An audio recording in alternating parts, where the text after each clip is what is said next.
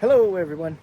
So when I bought the Mini, it was missing the jack pad on this driver's side. So I have a new one. I'm going to install it.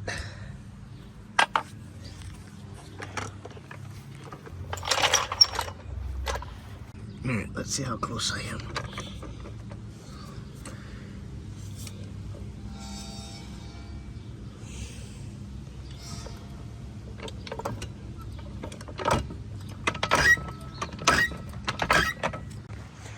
I was sort of expecting that to do that. Alrighty. That took more than I thought it would. And there it is. That saves me from having to grab a wooden block and put under there. Anyway, thanks for joining me. I will see you later.